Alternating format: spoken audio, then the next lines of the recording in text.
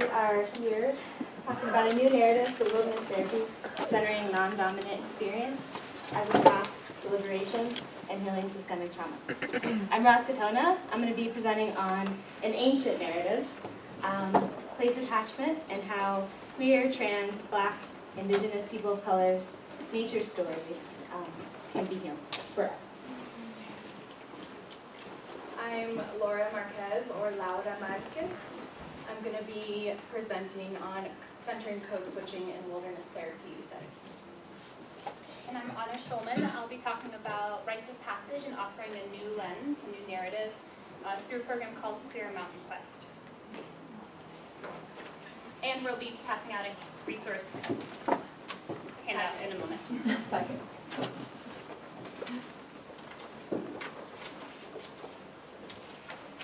An ancient narrative. You might actually see me reading a lot from my notes today. I feel like the earth is calling us, and that also, all those words that are there, I feel like I really want to speak, and I don't want to leave anything out. On that note, you may see my colleagues and I shedding some tears, maybe dancing, maybe spitting a rhyme, but that is something that is regulating for us, regulating in our own cultures and our own experience. As I told you before, my name is Ross Katona. My pronouns are they and them. I was actually born on Nisian land, Nisian Maidu, also known as Sacramento, California. To the west is the confluence of the Kumsayo and the Sacramento River, and to the east, the Sierra Nevada mountain range. Today we present on unceded land and territories of the Arapaho, Cheyenne, and Ute. The western boundary of the vast Arapaho territory includes the Rocky Mountains to the west, the Front Range, and the Boulder Creek watershed in which we stand today. Descendants from these tribes, many other tribes that live here, resiliently today in Boulder County and throughout the Front Range. We acknowledge that our presentation group in this cohort does not represent these indigenous communities. This land protocol is only one example of protocol, and as settlers we need to continue to get to know the indigenous people in our own communities and to understand how we should practice this. We model this because our presentation is a discussion on land-based healing and therapy. Last August, I had a chance and a privilege and an honor to attend a panel called Living on Ohlone Land in Oakland, California.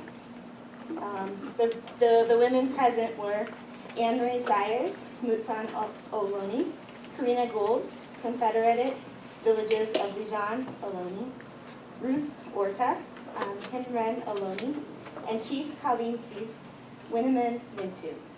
They emphasized learning more of this land we live on, its history, and the indigenous peoples.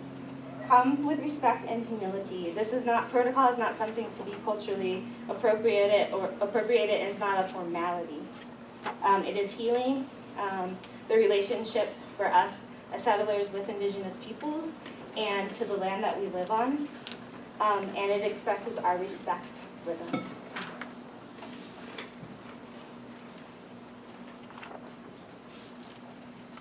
The success of ecopsychology will depend not only upon its ability to help us hear the voice of the earth, but to construct a genuinely multicultural self and a global civil society without racism.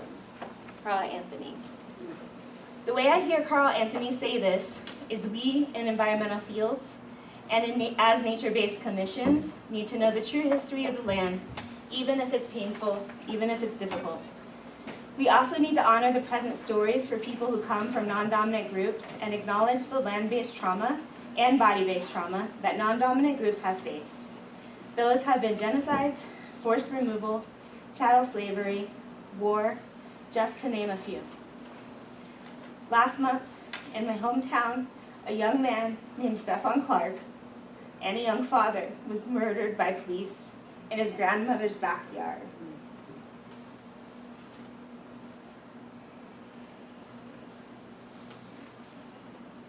We who come from non-dominant groups as I represent today, can liberate ourselves from intergenerational trauma by learning our true ancestral histories and connections that our ancestors had to the land.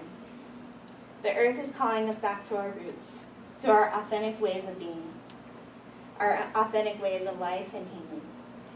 The legacy of non-dominant groups such as queer, trans, Black, Indigenous, and people of color, also known as QT BIPOC, neurodivergent folks, and people with different abilities connected to the earth is an ancient story, the present and the future of this planet. The environmental crisis in which we are all here experiencing today, including our clients at this time, is directly connected to colonialism, patriarchy, and white supremacy. The reason why we bring this forth as a new narrative to wilderness therapy is based on who represents the clinicians in the wilderness therapy field and who wilderness therapy currently serves. White, cisgender, heterosexual, able-bodied adolescents and families, and this population is predominantly served by white clinicians.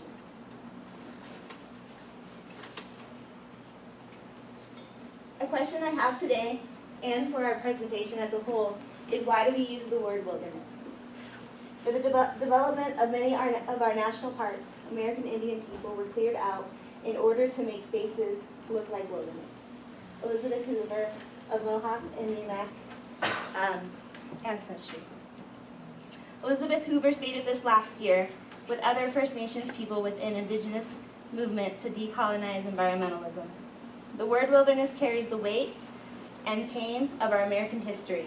It dismisses the true history of the land and the present First Nation people's demands of how we as settlers need to respect sacred sites and land that we live on.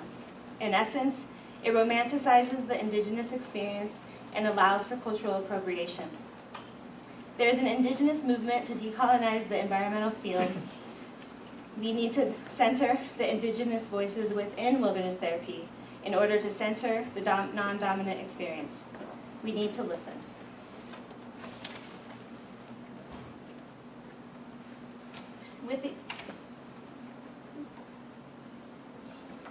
With the use of wilderness in our name, there is an intentional agenda of white supremacy. This is not an accident that wilderness therapy inherently excludes the non-dominant experience. Language is important. It informs our culture. It informs our culture here in wilderness therapy. We have a plethora of words that we use in this field, and I just wonder, how can we start to shift our language to center and affirm the non-dominant experience? I have a slide here for you all, and just take a look. I actually include it in the handout as well, just as a reminder of how many different words we are already using that can and center the non-dominant experience.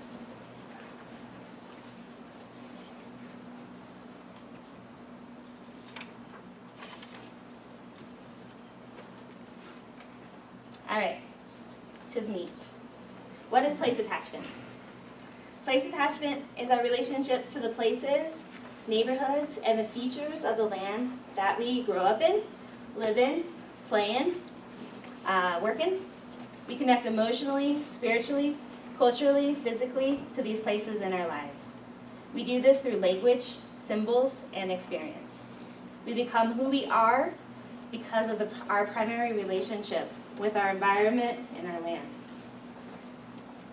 When we see the land devoid of language and culture and separate our experience, we may think only people from the dominant culture can experience place attachment in wilderness spaces. Land and non-human beings, our friends, are connected to the toxic socio-political realms we have created. Place attachment can occur also in urban areas just as much as in backcountry or very green spaces. However, the impact of environmental racism and climate racism affects non-dominant people, the land, and non-human beings at a higher rate than the dominant population. Research shows that non-dominant young people are encouraged to connect with their communities from their social political lenses. It increases their place attachment and even their desire to make changes in their communities. Here are some of the benefits of place attachment. An increase in pro-environmental behavior. Children who experience positive meaning in nature tend to have environmental jobs in the future. Green spaces in neighborhoods increases social bonding amongst each other, amongst neighbors. Why it's important to have trees and all the greens that we may think are out in the backcountry, we need to have them in our streets. I actually got a chance to visit, I was on a Black Panther history tour in Oakland a couple months ago, and talked to a woman who's been doing this for like 20 years, collecting trees to be able to take them to other places, such as in West Oakland and East Oakland, to create greener spaces. Because we know this as nature-based facilitators and therapists, like green spaces help our well-being. They help our mental health. There's a decrease in stress while in familiar landscapes that are close to home. So all the places that you may have grown up in, maybe the trails that you have spent a lot of time in, those are places that you actually have a decrease in stress. You feel at home in.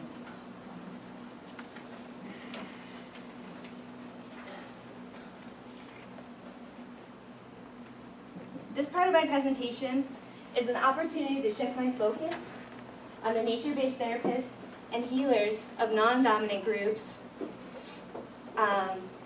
in the room that are finding their places either in this field or within the environmental field or any others who identify for non-dominant groups. Just taking a little breath. Place attachment highlights the importance of our cultural stories, oral and written. We belong here on Earth and have deep roots to this planet. We may have actually been violently displaced from our original homes, our homelands, and our families. At this time, looking at our personal place attachment and nature stories can actually be re-traumatizing because we have missing links. We have missing languages, missing names. We may be struggling with internalized oppression and trying to live up to white supremacist and patriarchy ideals. The communities we come from actually might be suffering from toxic pollution, environmental racism, and militarization. Addressing internalized oppression in ways that can be healing for us are really important. Those can be done through music, dance, ancestral healing, going out in nature, anti-racist therapy, trauma-informed therapy, learning our own histories, ancestral healing, if I didn't already say that, chosen family time, herbal medicine, writing, and our nature stories. I think this is the slide I'm supposed to do. Yeah. So I've had somewhat of a rocky relationship with Colorado. While living in Boulder and attending Naropa, I had a chance, actually, I'll put this down for a second. I had a chance to research Black history here in Boulder as an outdoor Afro leader. That experience to be here in Boulder, especially at Naropa in very, very white spaces as I am right now, I was able to take some time to really connect to this place, to connect to the Flatirons, connect to the land that we're on. And one of the ways that I did that is through kind of when I took out other Black folks into nature, part of our journey is to understand the Black history, understand the indigenous history on the land. And so I took some time, like, where are the Black people in Boulder? People keep saying that, but they actually lived here and live here today. And we may be few, but we also have a huge, strong history in this place. Basically, I found out that Black folks during the Jim Crow era had a way to escape the overt racism of not being able to dine or be down on Pearl Street or be downtown in spaces or be at the theater. They were actually able to head up to Chautauqua, where they weren't allowed on the green. And they would go there, they would go sit on the green. They actually, when they had some time to go out, and sometimes it would be kind of in the evening times, they would hit the trails in Chautauqua, knowing every single trail, every single place.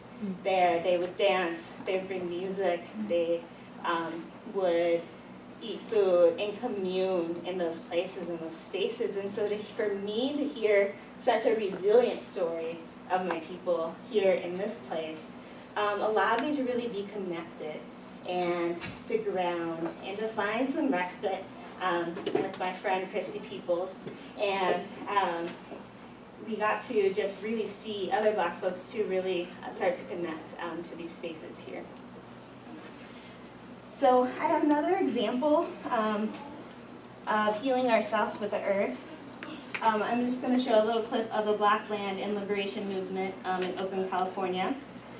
This movement is led by 35 Black activists and organizers who have experimented with land-based direct actions on just kind of having, like kind of taking back Martin Luther King Days and Juneteenth.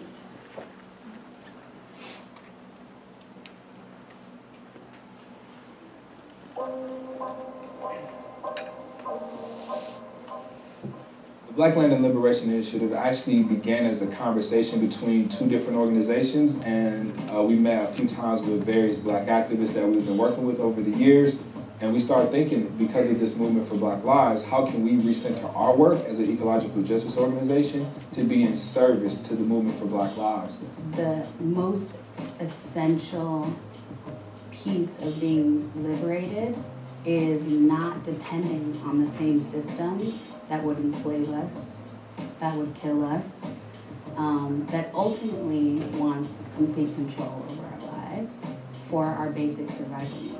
Our very existence and right to be and have space has always been under attack. We believe that land can be owned, but Black folks have a right to steward the land here in this country based on the centuries of divestment, oppression, and injustice that Black folks in this country have faced. Land is critical to any kind of social change, right?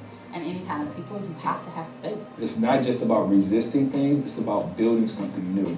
And for a long time, our movements have been in a position to constantly defend themselves and be in a defensive posture. We also know that in order to have the communities that we need to be healthy and to meet our full potential, we have to have control of our own spaces, specifically our bodies. We have to be able to use our labor for productive things in our community, for things that help heal the traumas that we've been facing and help prepare us for a new world. And as Black people, we struggle in this country for liberation, for freedoms, for rights. Our very existence and right to be and have space has always been under attack.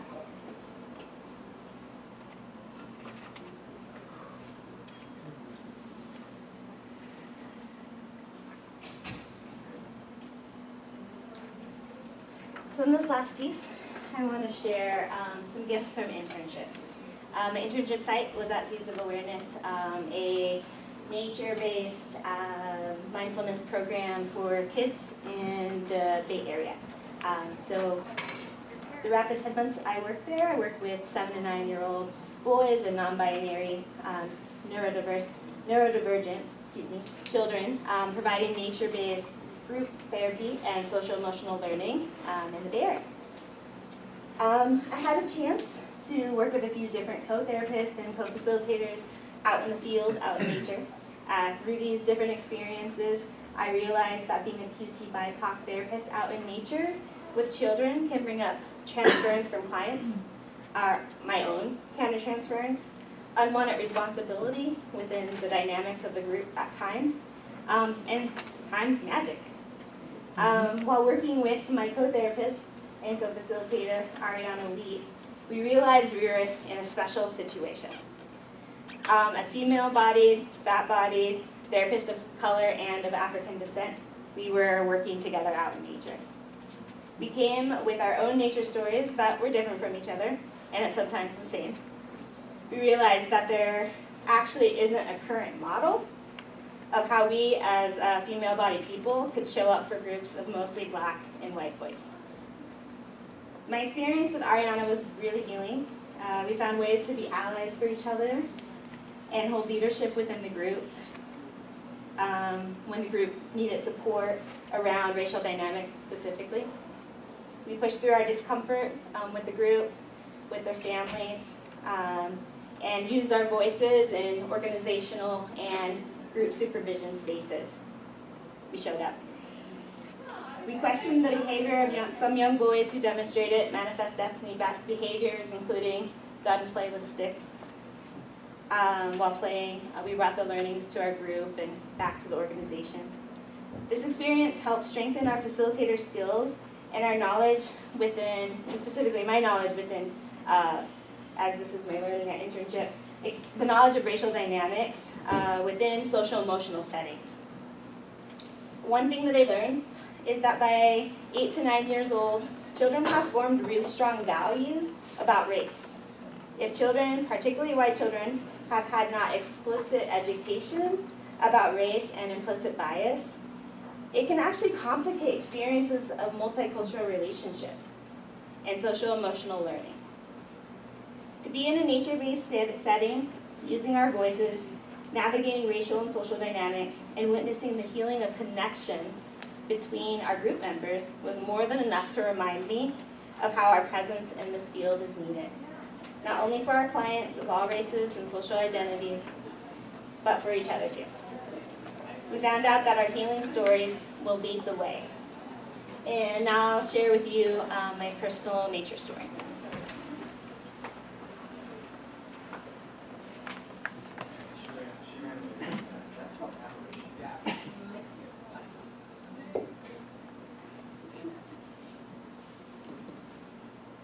The elements of hip-hop. What is hip-hop? Am I fate? Am I great as I grate through these lyrics? Spell not the fear for everyone to hear it. Music to my ears, my life only everything I could have never thought of. Choosing to be only what feels good in this earthly body. Made of the elements, soaking in my element, telling it how it's supposed to be, yelling it. Exactly why I chose to come here. I close this year, the words shuffle my feet, find places to ground in the dirt below. She says hello. Gaia woke her effortless comfort. Nervous system zippers my skin around each energy center. Lightning flashes the dashes of my meridians. Art is the balance of this possibility. Reality shifts and I spit like moss is pouring out of my two hands, holding up my left fist like this protest was always in the oven baking. With siblings, cousins, my chosen fam. My body is my altar, my body is my altar, taking me to places to slaughter the binaries, information of the in-between, only seen through mirrors of past lives. They show me past bodies, present vibes, ancestors' DNA and furry hides. This nature story comes from the heart. Ancestors came on ships, one my great-grandfather sailed, surviving from the sea, living because of whales. From the shores of Africa, he set foot here, growing vines in his backyard to make wine for family rituals. The family spent hours in the cranberry bogs, tending to the fruit of their labor. Others came on ships sailed by white men, shackled and in bondage. They never wanted to forget where they came from, as they plowed the lands that would never belong to them, nor the white men. So they survived being enslaved by growing food, making instruments from trees and medicines from the knowledge of the earth. They danced until the mutations could at least recognize the mother when they returned home. Their blood staining the stolen land until this day. We are taking back our stolen bodies, minds, and souls. My white ancestors from England grew food stolen on the land of the Mennonite, passing down the pain and the shame of being rewarded for coming to the new world. Yet old world flashing through time, life wasn't easy, tilling and farming until the farm was no more, until we wake up to the destruction of colonization, till it is acknowledged that the people who know this land were birthed from it. For many years, my ancestors have known the Gulf of Mexico, the rains, the storms, the names I still don't know till this day, the disconnection from my own history, the foods we eat, the actions we make, the marches we march for the resistance. The body is resistance. The body is my altar.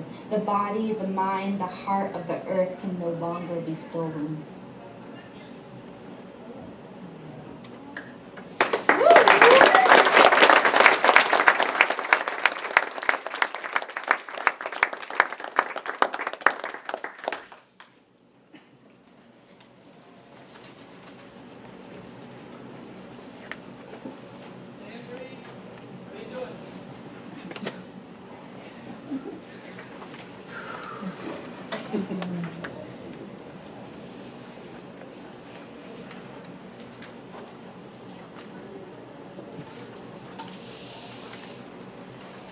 Roz and sharing your story. My name is Laura Marquez, or Laura Marquez. I am bicultural, bilingual, passing as white, middle class, temporarily able-bodied, cisgender, heterosexual, female. My pronouns are she, her, and hers. Parts of me are privileged and parts of me are marginalized.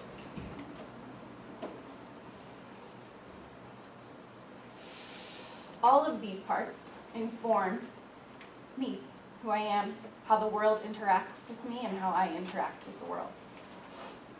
They also inform my thoughts, my behaviors, and my emotions. So one of the behaviors that all of my identities inform is that of code switching. Who here has heard of code switching? Is anyone willing to share? What's your understanding of code switching? Knowing how to act in one environment versus another. Thank you. So I'm going to offer a short video clip. This is one representation of what code switching can look like. Because you're my wife and you love the theater and it's your birthday. Great. Unfortunately, the orchestra is already filled up, but they do have seats that are still left in the dress circle. So if you want me to get them theater tickets right now, we'll do it right now. Dog, my father's away. Yeah. Okay, yeah, cool. No, they all good singers. They all good singers. Yeah, son. Nah, man, I'm telling you, man, I'm about to cross the street. Nah, they got that one dude in it that you love, man. He gonna be in it, yeah. Come on, man. You know I'm almost there, all right? Right now, I'm gonna pick your ass up at 6:30. Yeah. The parking is free. So they got that Oh on my lock. God, Christian, I almost totally just got mugged right now. Oh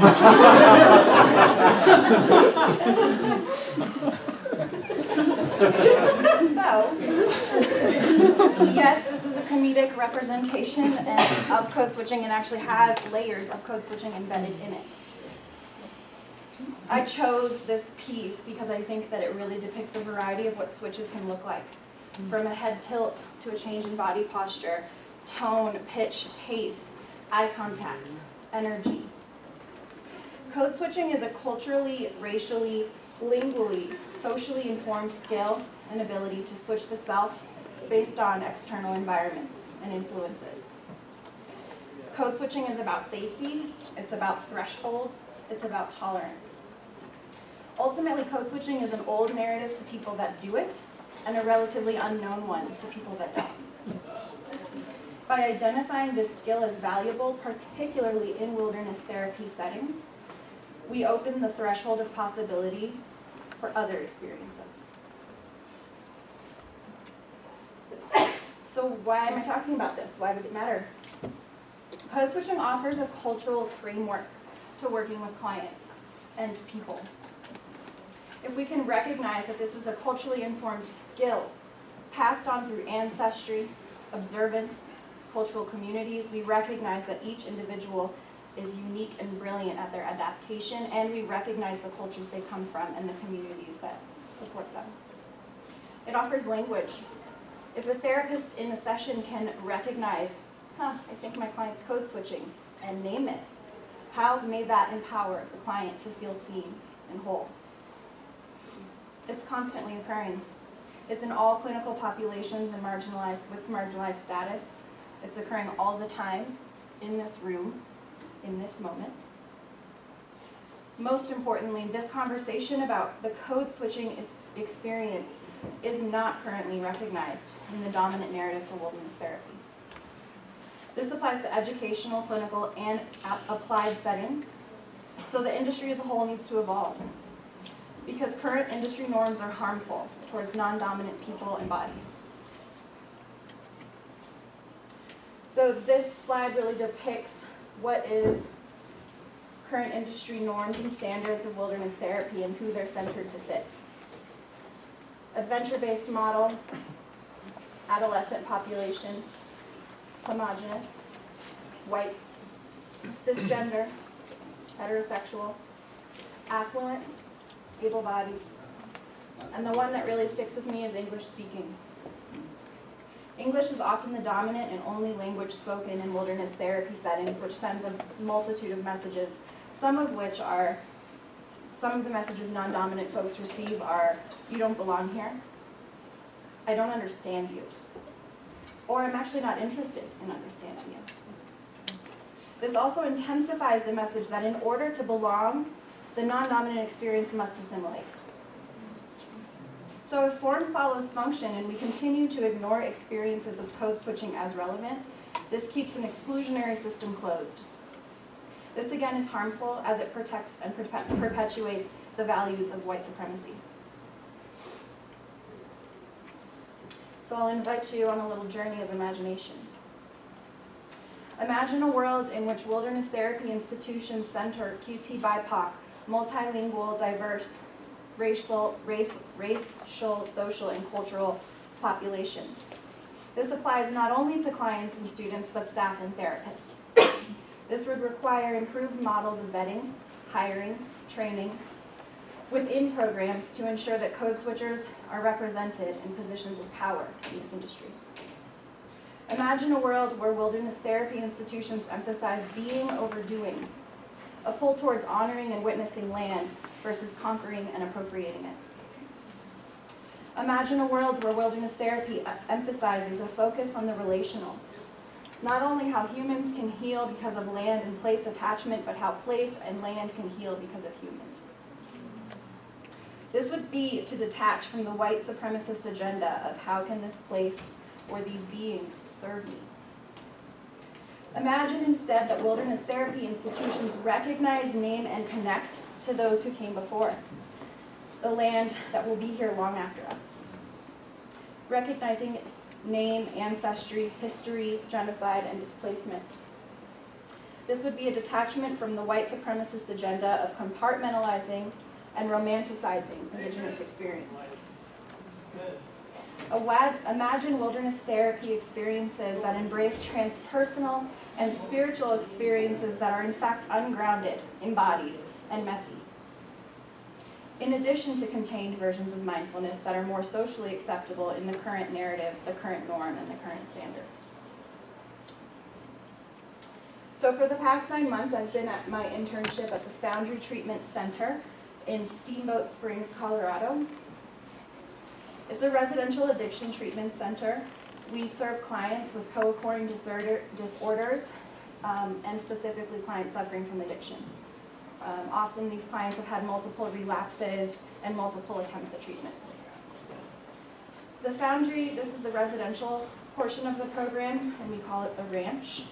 It sits on a 48-acre ranch. This is home to the Yampatika Band of the Ute tribe. They were hunters in the summer months until French trappers colonized the land in 1890s, contributing to the genocide of Indigenous people and First Nation communities. And it's really beautiful. The Foundry is a high-end treatment center. We cater to affluent and white clients. Although 95% of the population I worked with was white, cis, and het, I also worked with about 5% of clients who identified as bilingual, bicultural, people of color, code switchers.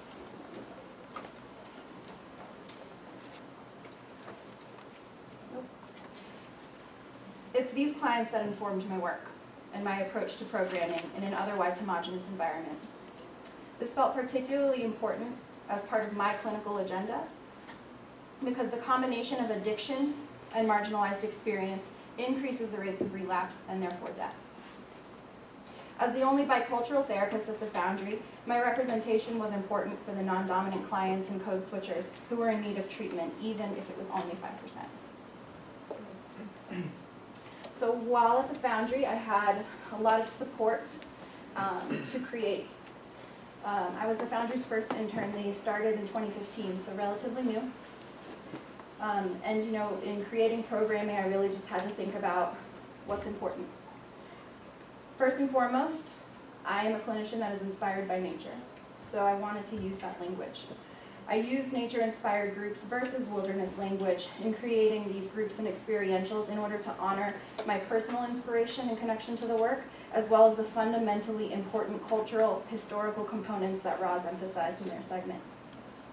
So the two groups that I created was a once-a-month solo and group process on the land.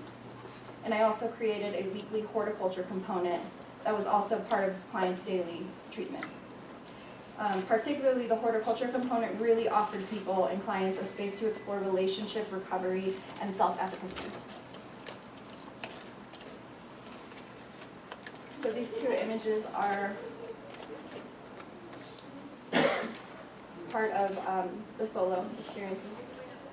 The land is really, really stunning. So in creating solo, I took parts and pieces of my own experience as a student in the wilderness therapy program, and I left other parts behind. For example, I offered 1 hour versus the 3-day, 3-night model that I experienced. And for more often than not, 1 hour was pushing the threshold of tolerance for my clients.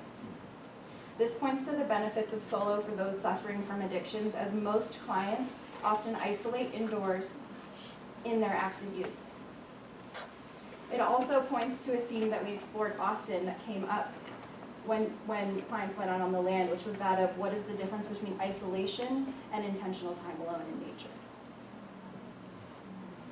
When facilitating this group, I made sure to tell clients to go be with the land versus on the land. When facilitating this group, I sometimes sent clients out with a prompt or a question, a theme to consider. Oftentimes, what was happening in the here and the now and the group dynamics was also enough. Every time I facilitated solo, I had to completely let go of my expectations and assumptions of what nature, land, or place attachment might evoke for someone.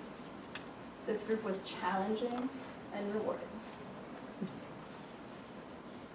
A few client experiences stick with me when I think about solo and process, particularly one who had a really profound shift in relationship to their drug of choice. Their drug of choice was a hallucinogenic that allowed them to visit lineage and ancestry when they used. This person shared that during their solo, they were able to visit their sacred ancestral space for the first time without the assistance of a substance. This client was bicultural, a code switcher.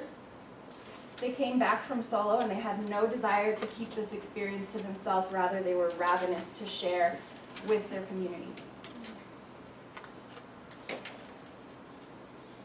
Finally, the language around solo, particularly group process, was really intentional. The more common term to describe a debriefing experience in wilderness therapy settings is counsel. This term was introduced to me during my time as a student in this wilderness therapy program, and I participated in it time and time again. And for that, I apologize. This term belongs to various tribes of First Nation people. It's not my language nor my ceremony.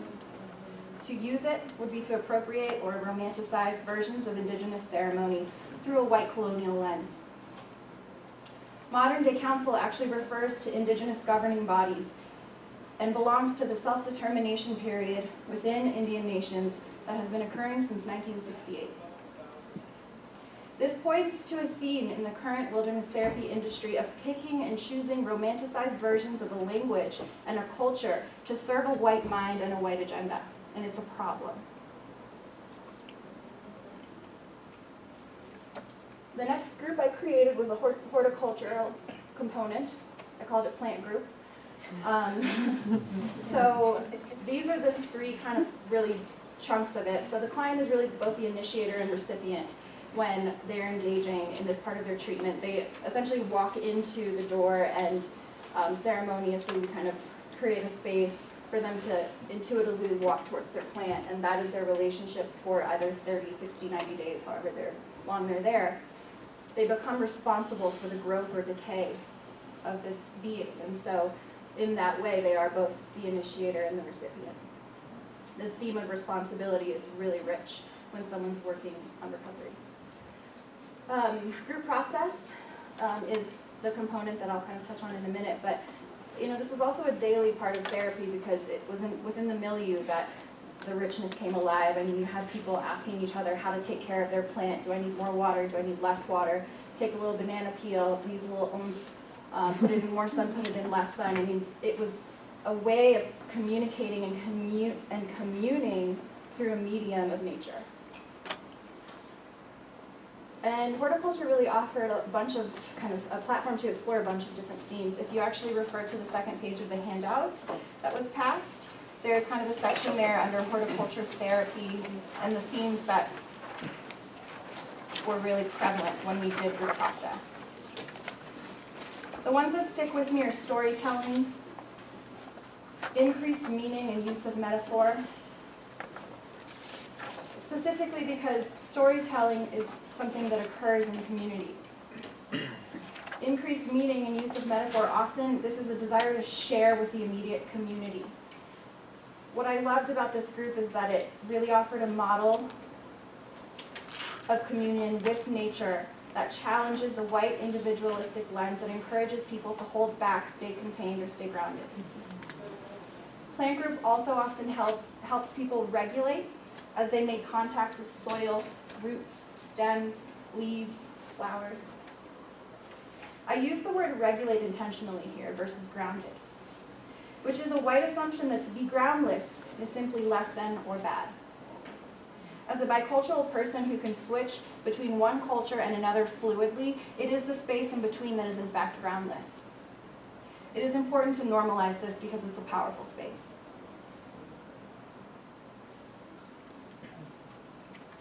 So I'll leave you with some narratives from clients. 3 clients in particular really stay with me from Plant Group. One came to Plant Group right after signing a suicide contract with our medical team. And it was really relatively quiet, didn't say much. And it wasn't until the next group that this client shared, I didn't really have a will to live until I came here, was responsible for another being, and decided to live. Yeah, that one hits. The other one was really powerful as well, as this client would always connect with his abuela in group. So this was a space for him, just through the space of his plant, he would dive into generations of history from Mexico. Often speaking Spanish, it didn't actually matter if anyone knew what he was saying. It was for him. And he was excited to share, either way. And then finally, various clients, but particularly one was sharing a really intense story of trauma that happened to them. And without even realizing, he started to just rub the leaf of his plant. And at that point, the job gets really simple. You're with it, you're with your clients, you're reflecting, and you just care.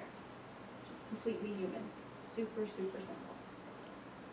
Of these 3 stories, only one client was a code switcher.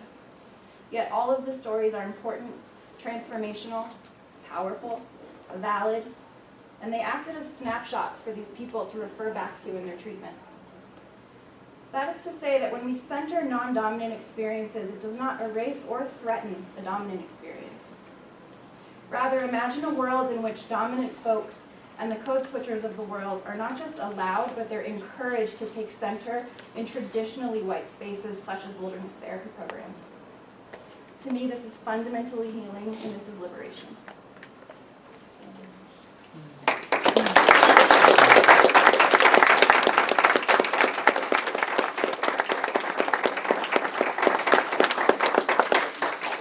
And next is Anna to present a part on rites of passage work.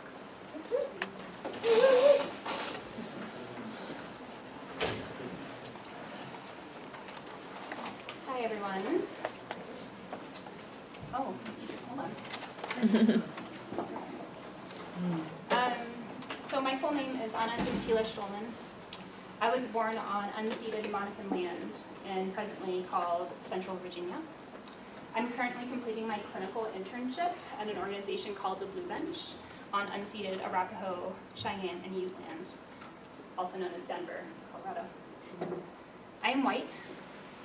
My ancestors are Polish Jews and colonizers from England. In my lineage, I am both the target of and the enactor of oppression and diaspora. Today, I'll be offering a lens about rites of passage and providing a cursory view at a new model of rites of passage, experience that myself, Roz, and some gifted colleagues present in this room, So and Pinar of Queer Nature, are creating and developing with intention to center and uplift non-dominant experience. It's a program called Queer Mountain Quest. So what are rites of passages and why do we do them? My first formal rites of passage experience was in 2012 in the Chihuahua River Valley through a program called Rites of Passage Journeys and presently named Washington State. This is the same organization that I've returned to as a guide and am developing the Queer Mountain Quest program with. More on that later. My first guided rites of passage was a profoundly rich and meaningful experience. And it's a process that really sparked my passion for rites of passages and that work for years to come. So since that time, I've been called to revisit rites of passage, personally for myself as well as a guide, to help facilitate and hold space for others as they navigate their life stages and transitions. For me, it's been a path imbued with tension, love, mystery, and the truth of harm, oppression, and continued colonization rampant in this field. In traditional wilderness therapy settings, which are sometimes clinical, sometimes not, rites of passage have an ugly reality of cultural appropriation. Often, rites of passage experiences are offered by white guides who mimic and steal the very processes that First Nations around the world have historically been forced to relinquish or persecuted for practicing. What's true is that transitions are a universal experience, and that rites of passage can be found in cultures worldwide. No human escapes being human. We all face the ecstasy and the agony of a human experience. And ultimately, rites of passages is an intentional frame that supports people through life transitions. It's a deliberate and community-based way to mark a life transition. Also a ceremony of initiation. And transitions are something that we have all faced. It might be the beginning of a relationship. It might be the end of one. It could be high school graduation, getting your driver's license, marriage, this conference for some of us. But how many of us actually acknowledge those transitions? How often do we stop and reflect on what we have shed or what we're stepping into? And how many of us have familial, communal, or elder support to navigate both before and after those transitions? This is something we consciously tend to and offer in rites of passage work.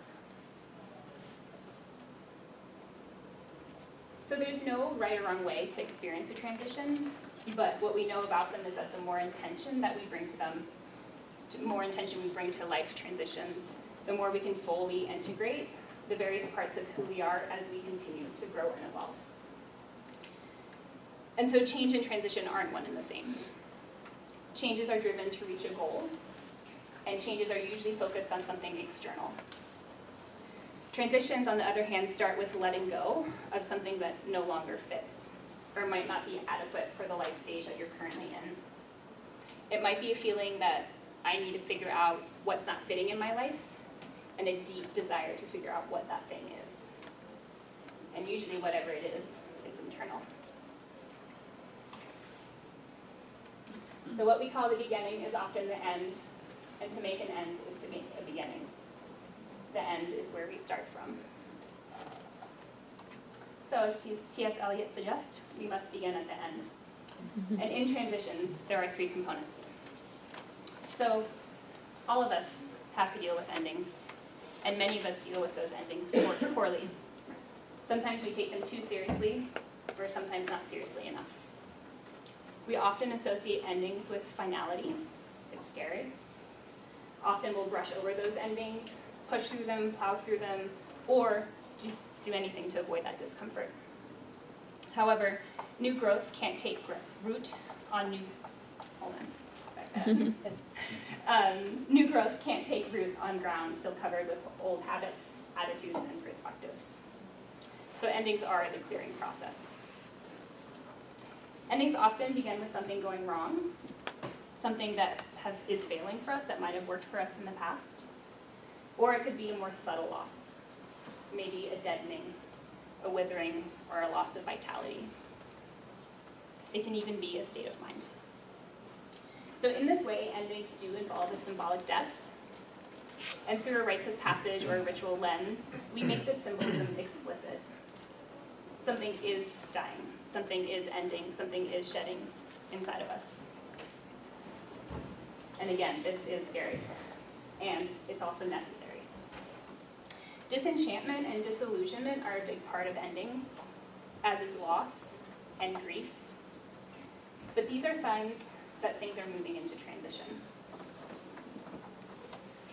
So now comes the neutral zone. And it's not neutral, it's far from it. It's uncomfortable, it's filled with a lot of unknowns, questions, a feeling sometimes of being the least sure of what's happening or maybe what's going to happen. And maybe it's going to bring up all the unhealthy ways that you cope with not knowing, with not being in control, not having the answers, and being forced to face the present. We also call this a threshold or a liminal space, just like a threshold you might cross to leave one room and enter a new.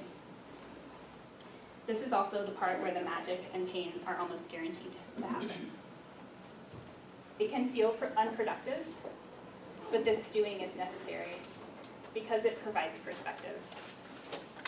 If a transition is anxiety-producing, and most usually are, we will often try to fast forward this period or go into reverse. But know that the transition has brought you to this moment, and it can't actually be undone. Our life is stalled for a reason. It's at this place it's really important to find a regular time and place to be alone.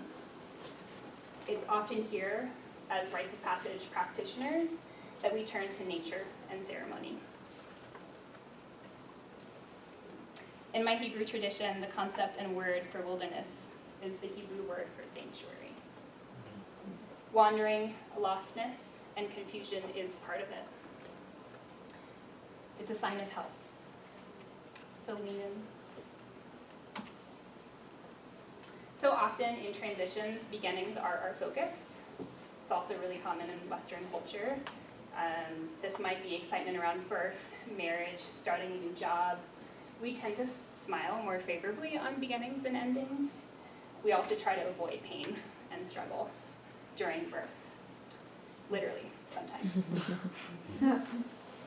However, most beginnings we experience are indirect and unimpressive.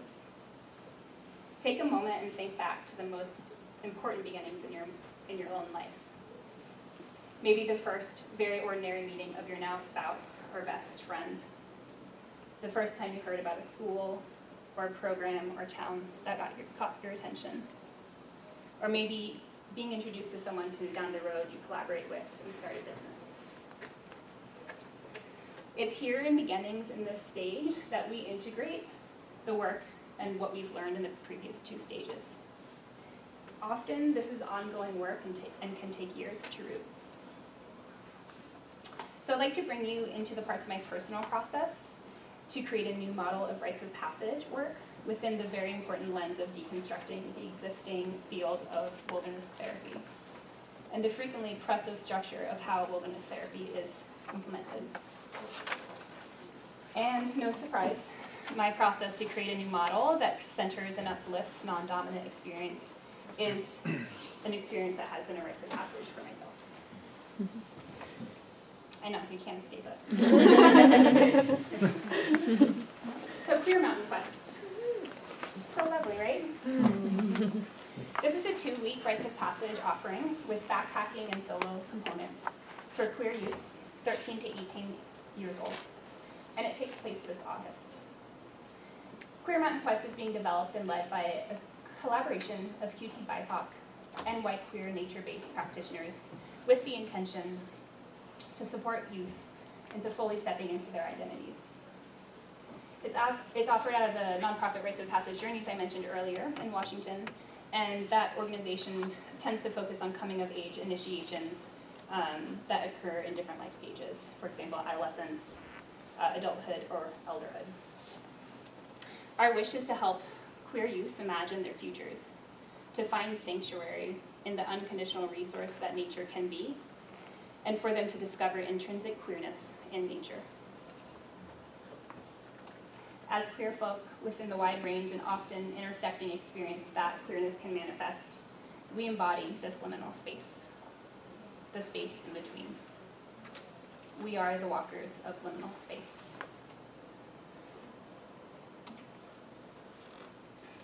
Queerness is as old and as complex as lichen. It informs our soul's work. It is an aspect of the soul likened to the anima and animus. It is the animates. When speaking of energetic forces and only acknowledging feminine and masculine, the liminal walkers continue to be erased. We are liminal, not invisible. In contrast to chronically binary language used in the dominant Western culture and in rites of passage work, we could acknowledge the feminine, masculine, and the liminal. From Anar, my co-guide in Queer Mountain Quest.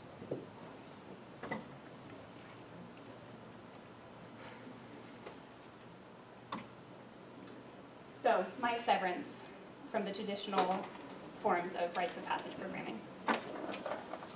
Outdoor education, adventure therapy, and most facilitated transformational experiences in nature are usually financially, culturally, and emotionally inaccessible to queer folks, and particularly queer folks of color. There are prohibitively high costs associated with not only attending a program like that, but also having the gear and skill set to feel comfortable to seek opportunities to be outside for an extended period of time. Additionally, queer folks can often experience increased concerns for physical safety in being in the backcountry or any rural setting. As my colleagues before described, outdoor culture is an exclusionary culture with intentional catering to a specific and privileged dominant demographic. Nature-based youth programming is historically binary in their programming, their approach to gender, and heteronormative. Think of Girl Scouts, Boy Scouts. Whew.